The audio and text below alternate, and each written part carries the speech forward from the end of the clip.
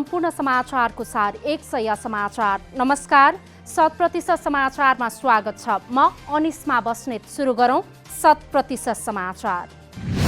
नेपालमा मनसुन सुरु भएसँगै देशका विभिन्न जिल्लाहरूमा बाढी, पहिरो र डुबानले जनजीवन प्रभावित। जेठ 31 गतेदेखि यो समाचार तयार पार्दासम्म 35 जनाको मृत्यु, 32 जना घाइते र 64 जना बेपत्ता भएको गृह मन्त्रालयको तथ्याङ्क।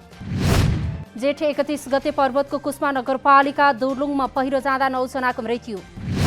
असार 18 गते गुल्मीको इस्मा 1 मुसिकोटको पहिरोमा परि 2 जनाको मृत्यु, 6 जना घाइते र 1 जना बेपत्ता। जेठकै 19 गते बझाङको केदार शिव मल्लेरीमा पहिरो जाँदा 6 जनाले गुमाए ज्यान। असार 25 गते सिन्धुपाल्चोकको 12 बिसे र भोटेकोसी गाउँपालिकाको बाढी पहिरोमा परि 2 जनाले ज्यान गुमाउँदा 20 जना बेपत्ता। 11 जिल्लामा 9 पहिरो, 3 बाढीबाट 301 घर परिवार विस्थापित भएको र 100 भन्दा बढी घरमा क्षति पुगेको राष्ट्रिय विपद जोखिम न्यूनीकरण प्राधिकरणको भनाई। अझै केही दिन वर्षा हुने भएकाले बाढी र पहिरोको उच्च जोखिम रहेको मौसम पूर्वानुमान महाशाखाको भनाई। खराब मौसमले राजमार्ग अवरुद्ध हुँदा उद्धारमा कठिनाई। पटक पटक स्थगित हुँदै आएको सत्तारूढ नेकपाको स्थायी समिति बैठक फेरि स्थगित। शुक्रबार बिहान 11 बजेका लागि बोलाइएको बैठक 7 दिनका लागि स्थगित गरिएको नेकपाका प्रवक्ता नारायण काजी श्रेष्ठद्वारा जानकारी। मुलुकमा बाढी पहिरोको विपत्तिमा ध्यान दिन भन्दै बैठक स्थगित गरिएको श्रेष्ठको भनाई। बाढीले देशका विभिन्न भागमा जनधनको ठूलो क्षति समेत भइसकेको स्थितिमा सम्पूर्ण पार्टी पङ्क्तिलाई उद्धार एवं राहतमा लाग्न निर्देशन। आसन्न सम्भावित क्षतिलाई सकेसम्म रोक्ने कार्यमा लाग्न पनि सुझाव। नेकपा स्थायी समितिको अर्को बैठक श्रावण 2 गते बिहान 11 बजे बस्ने गरी स्थगित। प्रधानमन्त्री केपी शर्मा ओलीको पक्षमा शुक्रबार पनि माइती घरमा प्रदर्शन। पार्टीभित्रैबाट राजीनामा माग भएपछि प्रधानमन्त्रीका समर्थकहरूले केही दिन यता निरन्तर गर्दै आएका छन् प्रदर्शन। उपत्यकामा दिन प्रतिदिन कोरोना संक्रमणको जोखिम बढिरहे पनि प्रदर्शन हुँदा सर्वसाधारणमा त्रास बढ्दो। तत्कालीन अध्यक्ष शान्ताराज सुवेदीले 2076 को साउनमा राजीनामा दिएपछि राष्ट्रिय समावेशी आयोग कार्यवाहक अध्यक्षको भरमा चल्दै 5 जना पदाधिकारी र 1 सचिव रहेको आयोगले 1 आर्थिक वर्षको बजेट गाडी खरिदमै सकेको तथ्याङ्क। 2075-76 मा 7 करोड 3 लाख 20 हजार बजेटमा 4 करोड 97 लाख 5,100 रुपैयाँ गाडी खरिदमै सकिएको आयोगद्वारा जानकारी। आयोगमा गाडी खरिदका लागि ठूलो रकम खर्च गरेकोमा सांसदहरूद्वारा असन्तुष्टि व्यक्त। आफू आउनुभन्दा पहिले नै सबै गाडीहरू खरिद भइसकेको आयोगका कार्यवाहक अध्यक्ष विष्णुमाया ओझाको भनाई। पदाधिकारी विहीन आयोगमा अनावश्यक गाडी खरिद भएको देख्दा भित्रभित्रै मन पोलेको भए पनि भन्ने ठाउँ कतै नपाएको गुनासो। आयोगसँगको छलफलपछि समितिद्वारा आन्तरिक व्यवस्थापनमै समय खेर नफली समावेशिताका क्षेत्रमा काम गर्न निर्देशन। आयोगहरूको कार्य प्रगतिप्रति पदाधिकारीहरू नै सन्तुष्ट नरहेको अवस्थामा कार्यगत क्षेत्र, संरचनागत पक्ष लगायतका आयोगको धारणा उपलब्ध गराउन पनि समितिको निर्देशन। 100 भन्दा बढी कम कामदार वैदेशिक रोजगारमा पठाउने म्यानपावर कम्पनीको नवीकरण हुने। कोभिड-19 का कारण वैदेशिक रोजगारीमा कामदार पठाउने व्यवस्था नरहेपछि बाधा अड्काउ फुकाउ मार्फत 1 वर्षका लागि सबै म्यानपावर कम्पनीको नवीकरण गर्ने व्यवस्था। 2 पटकसम्म मन्त्री परिषदमा प्रस्ताव राखेको तर छलफल नभएपछि कानुन मन्त्रालयको सहमति लिएर काम गर्न लागेको श्रम मन्त्रालयको भनाई। सबै म्यानपावर कम्पनीको नवीकरणको प्रक्रियाको सुरुवात गर्नुपर्ने नेपाल वैदेशिक रोजगार व्यवसायी सङ्घको माग। असारमा शान्तभित्र नवीकरण भइसक्नुपर्ने व्यवस्था भएकाले अहिले नै नवीकरणको प्रक्रियाको सुरुवात गर्नुपर्नेमा सङ्घको जोड। कानुनमा भएको व्यवस्था परिवर्तन गर्न नसकिने भएकाले सकेसम्म लचकता अपनाएर सहज बनाउन मन्त्रालयले नै अग्रसरता लिनुपर्ने सांसदहरूको भनाई। वैदेशिक रोजगारमा जाने नयाँ कामदारको श्रम स्वीकृति भने रोकिएको वैदेशिक रोजगार विभागद्वारा जानकारी। पुनः श्रम स्वीकृति लिनेहरूका लागि अनलाइन प्रणाली मार्फत आवेदन दिन सकिने र तोकिएको दिन र समयमा आएर श्रम स्वीकृति नवीकरण गर्न सक्ने व्यवस्था। सरकारले सार्वजनिक यातायात सञ्चालन गर्न निर्देशन दिए पनि तत्काल यातायात नचलाउने व्यवसायीहरूको भनाई। लकडाउनभरिको यातायातका साधनको बिमा ब्याज सहित अनुदान दिनुपर्ने व्यवसायीको माग। सरकारसँग यसअघि राख्दै आएका विभिन्न मागबारे छलफल नगरी एकतर्फी ढङ्गले गरेको निर्णय मान्य नहुने व्यवसायीहरूको भनाइ। सार्वजनिक यातायातका सबै सवारी साधनलाई विश्व स्वास्थ्य सङ्गठनले तोके अनुरूप सञ्चालन गर्न सरकारले आवश्यक प्रबन्ध मिलाउनु पर्नेमा जोड। यातायात मजदुरको स्वास्थ्य सुरक्षा सम्बन्धी सम्पूर्ण व्यवस्था हुनुपर्ने पनि व्यवसायीहरूको माग। सरकार र व्यवसायी बीच रसाकसी चलिरहँदा आफूहरू भने मर्कामा परेको आम सर्वसाधारणको गुनासो। शुक्रबार नेपालमा थपिए 118 जना नयाँ कोरोना भाइरस संक्रमित। देशका विभिन्न 25वटा प्रयोगशालामा भएको परीक्षणमा 118 जना संक्रमित थपिएको स्वास्थ्य मन्त्रालयद्वारा जानकारी। शुक्रबार मात्रै उपत्यकामा 42 जना कोरोना संक्रमित थपिएको तथ्याङ्क। काठमाडौँमा 28, ललितपुरमा 13 र भक्तपुरमा 1 जनामा कोरोना संक्रमण देखिएको मन्त्रालयको भनाइ। शुक्रबारसम्म जम्मा संक्रमितको संख्या 16,649 पुगेको मन्त्रालयद्वारा जानकारी। शुक्रबार पीसीआर विधिबाट 4,806 सहित कुल 2,75,951 जनाको पीसीआर परीक्षण सम्पन्न। हाल देशभरिका क्वारेन्टिनहरूमा 23,910 जना रहेको मन्त्रालयको तथ्याङ्क। देशका विभिन्न अस्पतालका आइसोलेसनहरूमा 8,603 जना संक्रमितहरूको उपचार हुँदै। शुक्रबारसम्म कुल 8,011 जना संक्रमित उपचारपछि निको भएर घर फर्किएको मन्त्रालयको तथ्याङ्क। रौतहटको स्नात नगरपालिका वडा नम्बर 1 स्थित बन्जरहामा भारतले नेपाली भूमि मिचेको प्रमाणित। स्नात 1 स्थित बन्जरहामा भारतले दादागिरी शैलीमा निर्माण गर्न थालेको बाद रौतहटवासीले रोके। रौतहटका प्रमुख जिल्ला अधिकारी वासुदेव घिमिरे सहितको टोलीले अनुगमन गरी भारतलाई नेपाली भूमिमा निर्माण गरिएको बाँध भत्काउन गरेको थियो आग्रह।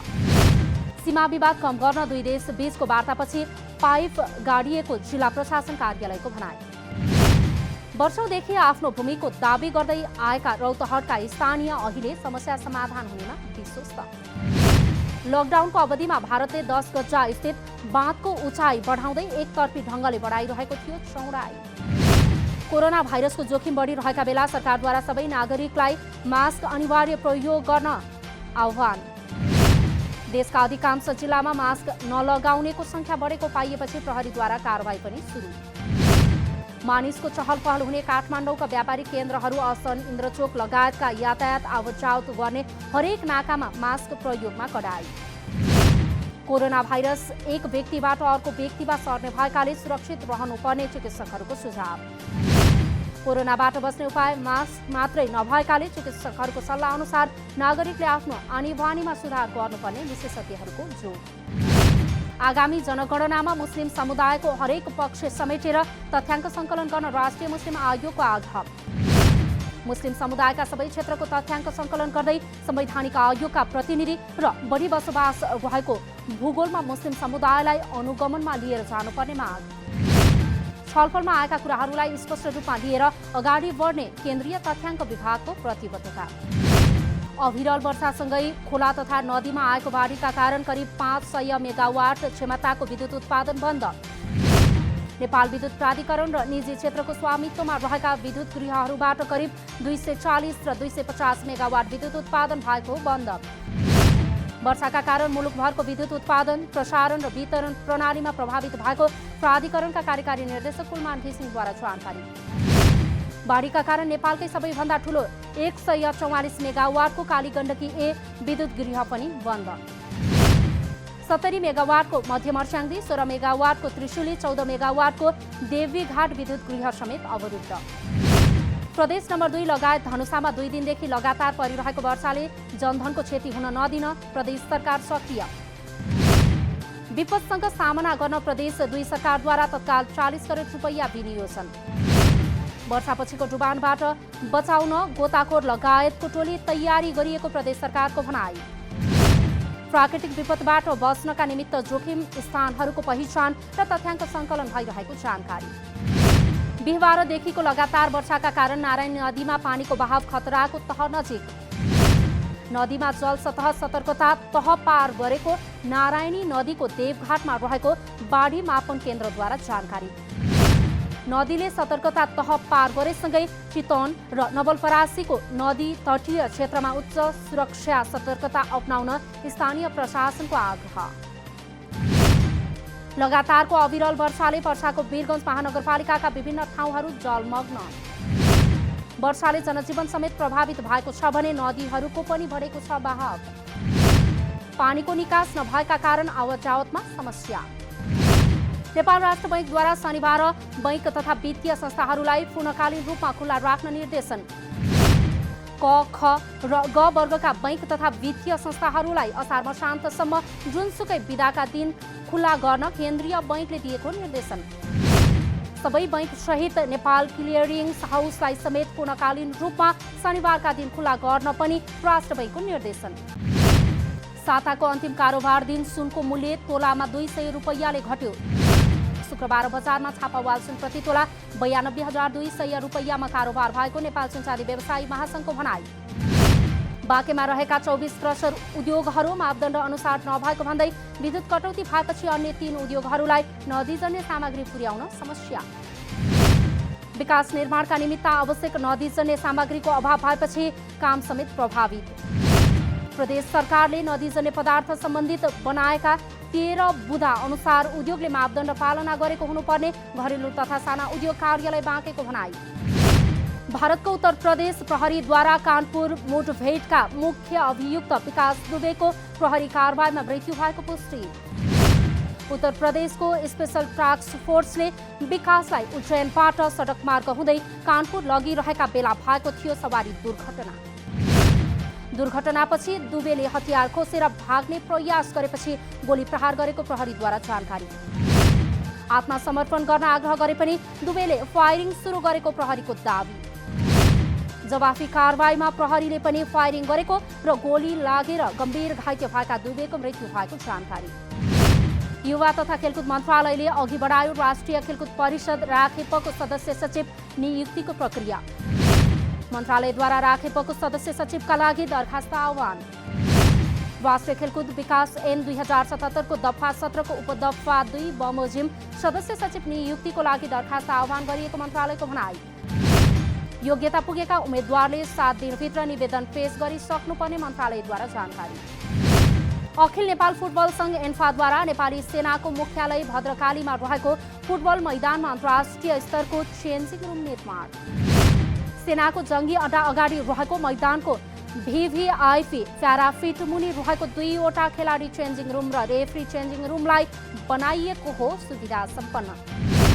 चेन्जिङ रुममा खेलाडी र रेफ्रीलाई आवश्यक पर्ने व्यक्तिगत लकर सहित ड्रायर, फिजियोथेरापी बेड र फ्रिजको समेत व्यवस्था।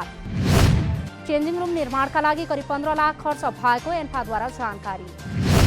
खेलाडी बक्स सहित अन्य पूर्वाधार समेत निर्माण गरिने एन्फाद्वारा जानकारी।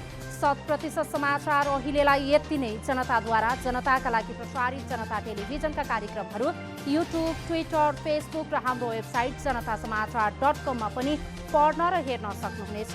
सूचनामा तपाईको सहभागिता, समयमा समाचार हाम्रो प्रतिबद्धता। नमस्कार।